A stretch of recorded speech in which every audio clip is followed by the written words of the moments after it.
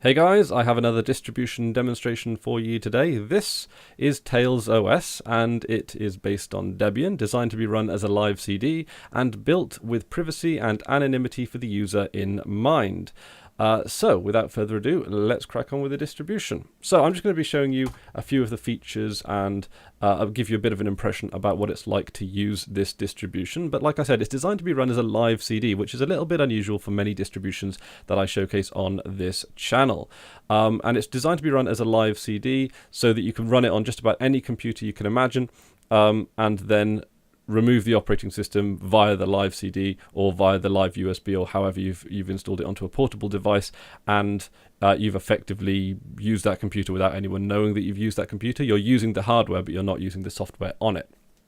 So it makes use of the Tor network, and it uses the Tor network to not only allow you to browse the internet, but use IRC, Internet Relay Chat for you and me, and email and various other tools that come included with it. It also comes with KeePassX to help you manage your passwords, and it's actually a pretty full-featured desktop considering it all fits onto one CD. Now the distribution itself comes in at around 950, I think, megabytes, which is, well, it's big enough that it'll need a DVD rather than a CD, but other than that, that is actually quite a small distribution, especially for the amount of software you get onto it.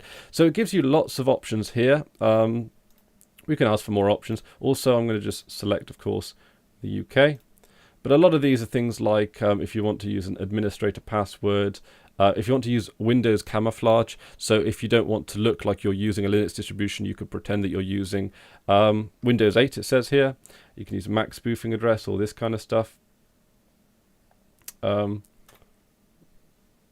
then you can just sort of log in as is. So it uses the GNOME 3 desktop, but it uses the GNOME 3 Classic desktop, which is an interesting choice. I'm surprised that they hadn't gone for something like XFCE or maybe LXDE, something a bit more lightweight to run a whole distribution off of. They used GNOME 3, which is... And they actually made it run pretty snappy on this as well. So kudos to them to getting something which I've always experienced to be particularly clunky, and they've just made it run incredibly fast. So let's have a look at some of the options we've got here. So we've got volume, we've got the clipboard, and you can encrypt the various stuff on the clipboard with keys.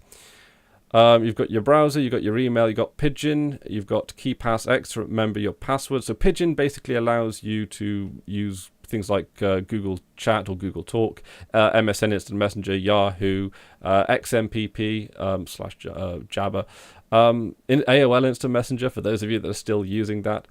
Okay, so like I say, it's particularly full-featured. Of course, it gives you the terminal, of course.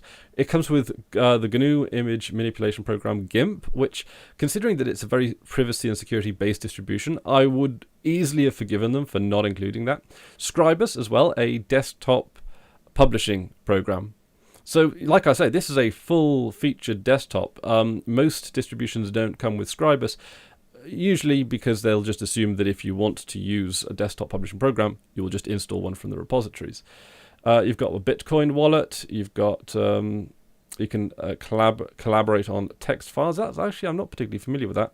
It gives you the Tor browser, which of course is very, very well known for being a browser that allows you to browse the internet anonymously, and it also gives you access to an unsafe web browser as well. So the Tor browser, how the Tor browser works, just in a quick summary, is that it will take your various internet requests and your transmissions, and it'll bounce them off a number of relays to its destination, and then the destination will obviously transmit back with through a number of relays, making it increasingly difficult to actually trace where the initial sort of transmissions and signals and whatever are coming from. And also these Tor relays, they're set up by volunteers. It's particularly interesting. It's worth looking on the website for more detailed descriptions. I'm certainly not doing it justice in terms of its technical description. But whereas with most unsafe browsers, for your Firefoxes, your Chromes that you might use on your normal desktop, you still transmit your IP address. You throw out your IP address like it was nothing, and you need that because the IP address, of course, is a very important part of the internet protocol. That being said, though, for 99 out of 100 people that would seek to use your IP address against you, your internet service provider, by and large, will keep it safe. So obviously check out the risks associated with browsing the internet with your own IP address. By and large, they're actually very, very few. It's if you want to keep your IP address away from perhaps maybe government surveillance programs like the ones Edward Snowden often refers to, then Tor might be something that you want. Also, Tor is very useful if you live in a country with very heavy internet censorship. It allows you to circumvent that, and you often find that journalists in a lot of countries like China and Turkey as well can often use to communicate with Western democracies using things like the Tor browser as well. So Office gives you full LibreOffice as well. Fair play. It gives you Audacity as well. I'm not entirely sure why you'd need to use Audacity on a live CD like this, as well as Pitivi video editor. Don't know how to pronounce that. So yeah, a very full-featured distribution at that. It gives you the Synaptic Package Manager if you wanted to install even further software. So like I say, it comes with a pretty big software bundle as well, and it opens straight up to the Tor browser website, which is one that's worth looking at from time to time, even if it's just about sort of international digital news as well. One of the things just on an interface level that I don't like about GNOME 3, particularly even the classic version, is that it just takes up so much screen real estate as part of its UI, rather than something like LXDE or even, sort of a modified XFCE or KDE environment. You can actually just sort of allow your applications to take up more space than this. But you don't really have much in the way of customization options. I know a lot of people are talking about add-ons and stuff like that, but add-ons, at least in my personal experience, affect the stability of an overall operating system. Also, for example, with something like GNOME, if it can't work out of the box, you need third-party add-ons. To me, that's almost like an admission of failure, especially if they're third-party add-ons rather than ones done by GNOME itself. So yeah, this is 1.3.2. It was released on the 31st of March, so it's very, very regularly updated as a result of patching all of the security holes. It is made with 100% FOSS, free and open source software, and it has to be. When you're talking about internet privacy, if you want to use the internet in a transparent way that affords you privacy, you need to have every single piece of software you use accounted and adjudicated for. And this can only be done with free and open source software. At least that's the philosophy with Tails, and it's a philosophy to me that's quite obvious if that is particularly high on your priorities list. Now, there are certain problems with using an operating system exclusively consisting of free and open source software, namely that a lot of hardware isn't necessarily supported by free and open source drivers. And this most specifically applies to a lot of graphics cards, but also more importantly, wireless, if you need to use wireless. Like, for example, I have a NVIDIA GeForce 970, fantastic card. The open source drivers they're yet to catch up to supporting it properly. They support it a little bit, but for example, it doesn't work on multiple monitor setups, so I need to use the proprietary NVIDIA graphics card drivers. It's a side effect of running bleeding, or not bleeding edge technology, but or bleeding edge hardware, but at least reasonably new hardware. You sometimes need to go straight to the manufacturer for support. It's a price you have to pay. So, with all of that in mind, you have the Tails browser, which is based on the Firefox browser. And one of the things I do like about the Tails browser, and some may consider this bad advice that I'm giving, so bear that in mind, and I'll explain why it might be bad advice, is that it allows you to sign into Firefox Sync. Firefox Sync syncs your bookmarks and your the add-ons that you're using with the browser across all devices and across and it allows you to back up all your settings and stuff. So if you have to do a fresh install or you have to move computers or whatever, Firefox Sync keeps your your browser setup from computer to computer, from device to device. And it also does so if you're using Firefox on Android or on a phone. It also allows you to have your bookmarks synchronized across all devices, which I find to be very, very useful. You can also do this on Tor. It doesn't support all the syncing functions, but I think it does support your add-ons and your bookmarks, which, as far as I'm concerned, are the two more important things that you'll want to do, and or that you want to sync. But then again, because of the nature of profiling, it can be considered letting your guard down from a privacy point of view. Again, it depends what you need to use Tails for. If you need it to communicate to someone in a country where their government is trying to separate you to, then privacy might not necessarily be the most important thing, rather than just sort of circumventing things like China's internet censorship. I think they call it the Great Firewall and things like that. So again, it's a very political circumstances that you may need to use Tails in. So yeah, depending on how you need to use it, and depending on what your requirements are, depend on effectively some of your habits and things that you'll need to use. So anything that, so when it comes to the syncing function, it can allow you to be profiled. For example, if you are user X, so you obviously have an IP address assigned to you. It's not your real one, but it's an IP address for the time that you're on the internet, and you frequently visit, for example, these 5 websites, which might be Tumblr, Reddit, the Tails website, Edward Snowden's blog, and anything else, my YouTube channel or whatever, I don't know. And you visit those are like your same 5 websites, your favorite 5 websites that you visit every single time you're online. Then you can pretty much track you've been profiled. It doesn't matter what your IP address is, but the chances are, if someone logs onto the internet and those are the first 5 websites that they visit time and time again, you'll be able to be sort of tracked just from your predictable behavioral patterns.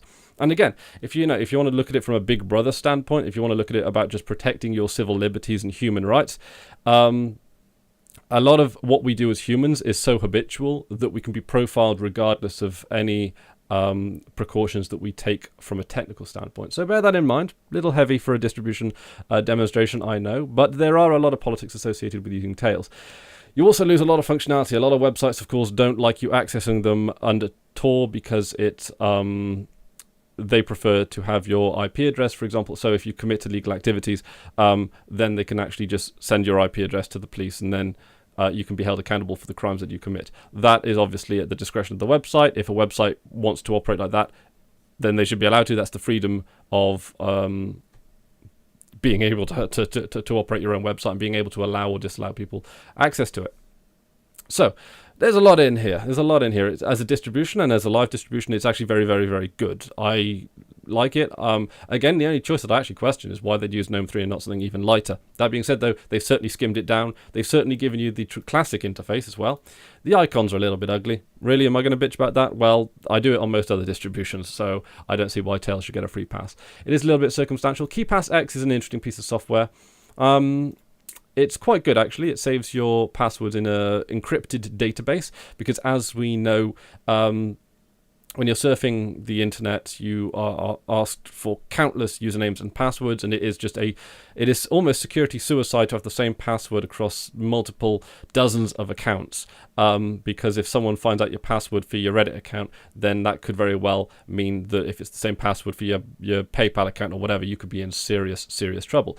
So to actually protect yourself, you can host all your password information locally in an encrypted database, which means someone needs physical access to your computer, and then the ability to hack your database in order for them to actually gain access to multiple accounts of yours, which increases the security by a lot, because you are significantly more likely to be hacked from afar than you are to have someone actually break into your house and access your computer just for the sake of a little bit of fraud.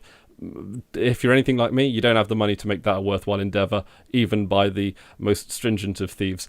So I think that's about it. There's a lot to cover here, but thank you very much for watching. If you have any thoughts on it, please leave them down in the description below. Leave your thoughts on the Tor browser. Leave your thoughts on Tails OS. Tails OS is pretty highly acclaimed by a lot of privacy advocates, so it's not like they've just bundled something together and passed it on. This is a pretty established project. So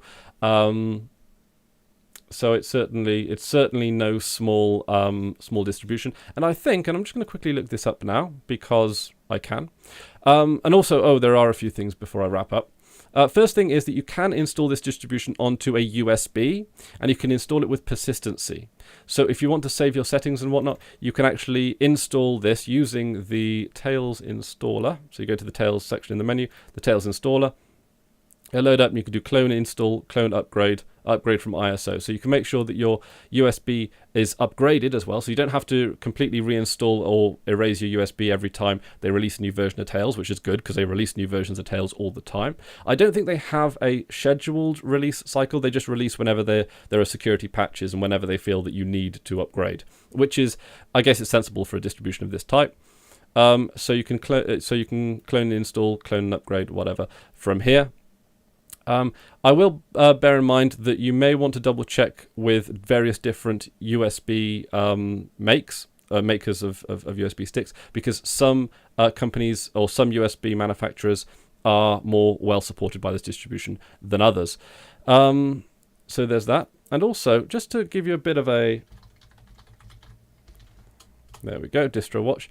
Just to give you a bit of an impression as to how popular this distribution is. The page hit rankings from DistroWatch actually put Tails. Where does it put Tails now? Can I see it? Or am I going to have to control F? Tails, 27th.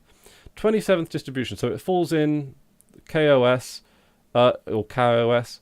So it falls in behind Xubuntu and Simplicity. And SteamOS has dropped a lot since I last decked. And has Lubuntu. Where's Lubuntu? Oh, 15. Lubuntu used to be in the used to be vying to get into the top 10. Android's there in the top 10. Elementary, it's down a few places if I remember correctly, but it could, that's still. These numbers are a lot bigger. I remember the days when it used to be just the top 5 distributions that used to have the break into 4 figures, but now you can certainly see the popularity of Linux is increasing by these figures alone, which might mean that something like Lubuntu isn't necessarily getting less popular. It's just that the other distributions are getting more popular and overtaking it. Puppy's still there.